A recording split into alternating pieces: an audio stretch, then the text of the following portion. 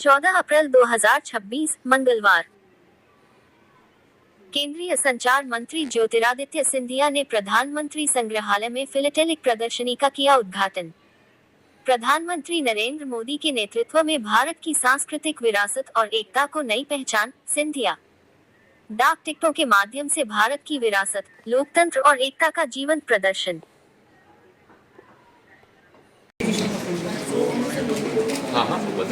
August 15, 1940, for 17 years, the longest tenure of any Indian Prime Minister, laying the foundations of modern India through his vision and leadership.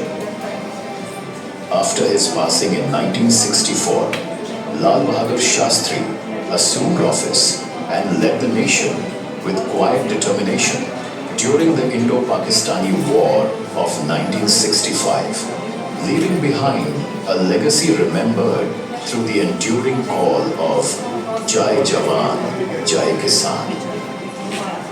In 1966, India witnessed a historic moment when Indira Gandhi became the nation's first woman Prime Minister, leading the country through defining events such as the 1971 war and India's first nuclear test at Pokhran in 1974.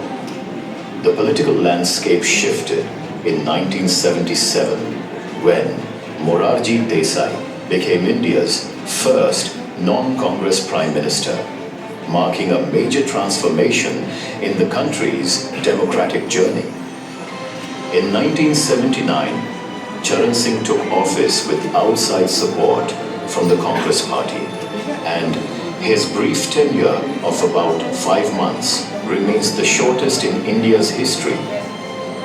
A new generation of leadership emerged when Rajiv Gandhi became Prime Minister at the age of 40, and in the 1984 general elections, his party secured a historic mandate with the largest majority ever in the Lok Sabha. In 1989, VP Singh assumed office at the head of a coalition government, ushering in a new era of coalition politics and implementing the Mandal Commission recommendations that reshaped social representation. He was followed by Chandrasekhar, who formed a government with outside support but served a brief tenure before fresh elections were called. In 1991, P.V. Narasimha Rao took charge during a severe economic crisis and introduced landmark economic liberalization reforms that transformed India's economy, while also becoming the first Prime Minister from South India. The late 1990s saw Atal Bihari Vajpayee lead the nation, during which India conducted the Pokhran nuclear tests in 1998 and later signed the Lahore Declaration in 1999, marking both strength and diplomacy. During a period of political instability, H.D. Deve Gowda served as Prime Minister from 1996 to 1997, reflecting a time when India witnessed frequent changes in leadership. He was succeeded by Inder Kumar Gujral, who continued to lead the country through the coalition era, highlighting the evolving dynamics of Indian politics.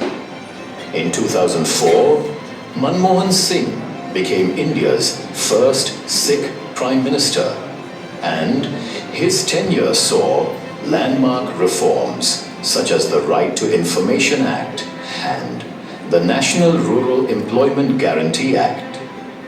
In 2014, Narendra Modi assumed office with a decisive majority, the first for a single party in decades, and led initiatives such as Swachh Bharat Mission, Atmanirbhar Bharat, and the nationwide celebration of Azadi Ka Amrit Mahotsav. From independence to the present day, the journey of India's prime ministers reflects the evolving story of the nation, shaped by leadership, transformation, and the enduring strength of democracy.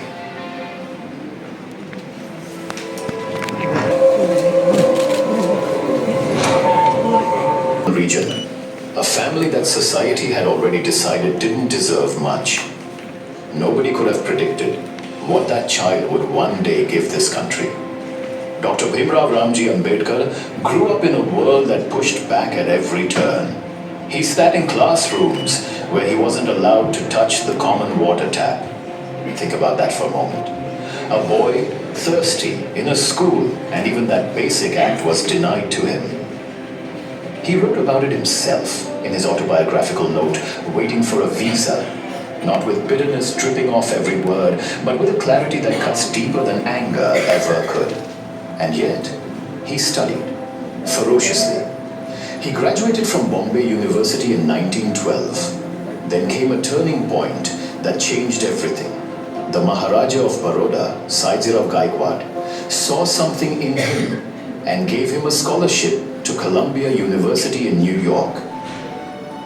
At Columbia, he didn't just pass, he thrived. M.A. PhD, all focused on finance and administration in British India. He was already thinking about governance, about what a fair system might look like for people who had never been treated fairly. From Columbia, he moved to London, the London School of Economics for economics, and Gray's Inn for law. Though financial constraints forced him back to India in 1917, he returned to London in 1920 to finish what he had started. By 1922, he was a barrister. He later added an MSc and DSc from the LSE. Back in India, he didn't quietly settle into a comfortable professor's life. He founded the Bahishkrit Hitkarini Sabha, a society for the welfare of the depressed classes. He led the Mahad Satyagraha in 1927, demanding something as simple, as human, as equal access to public water. He started a fortnightly Marathi newspaper, Bahishkrit Bharat, on April 3rd, 1927, because he understood that the pen and the crowd both have to move together. He appeared before the Simon Commission. He sat at the round table conferences between 1930 and 1932. He was appointed principal of Government Law College, Mumbai in 1935, a college where he had already been teaching since 1928. By 1942, he was a Labour member in the Viceroy's Executive Council. Then came 1947, and with it, a very big responsibility. On August 15th, 1947, Dr. Ambedkar took oath as India's first law minister, and then he was elected chairperson of the drafting committee of the Constituent Assembly. He didn't just help write the Constitution, he steered it. Every article, every clause, every right that you and I enjoy today passed through his hands, his mind, his conscience. Columbia University, which had shaped so much of his thinking, awarded him an honorary doctorate in 1952. That same year, he entered the Rajya Sabha. He passed away on December 6th, 1956, in Delhi. But here's what I want you to sit with. A man the world tried to silence became the author of the document that guarantees every Indian the right to speak.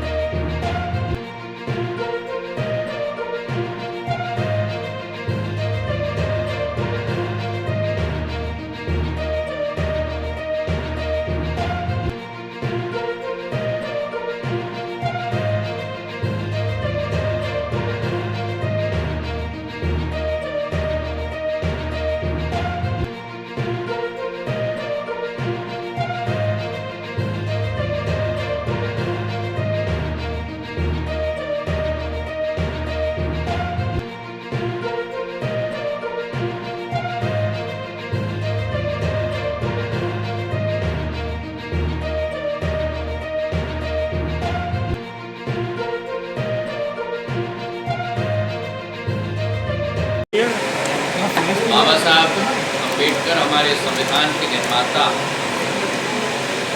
की आज जयंती है।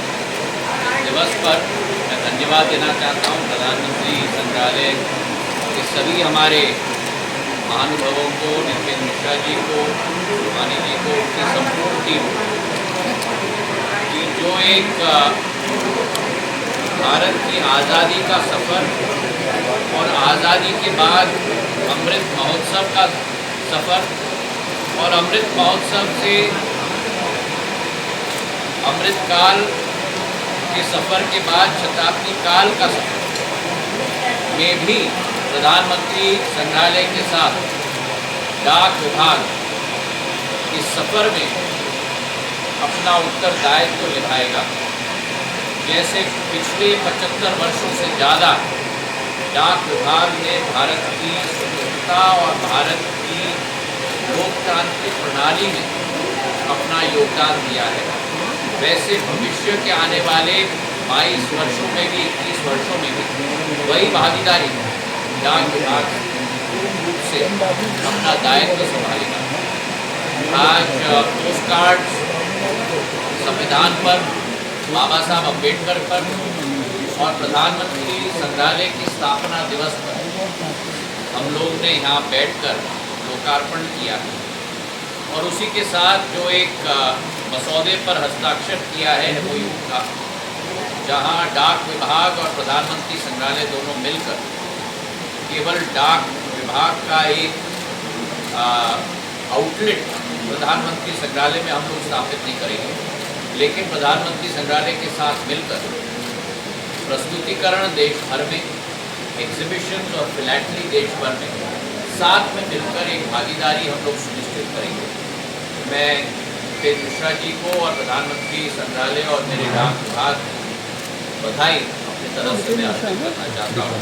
और इस दिवस पर हम लोग सब संविधान के प्रति, बाबा साहब अम्बेडकर के प्रति और इस प्रधानमंत्री संग्रहालय के प्रति केवल श्रद्धा नहीं, लेकिन श्रद्धा के साथ साथ एक संकल्प, आने वाले भारत को प्रधानमंत्री जैसे कहते हैं आत्मनिर्भर बनाना, सशक्त बनाना, विकसित बनाना, इसी संकल्प के साथ हम लोग आगे बढ़ें। बहुत बहुत धन्यवाद।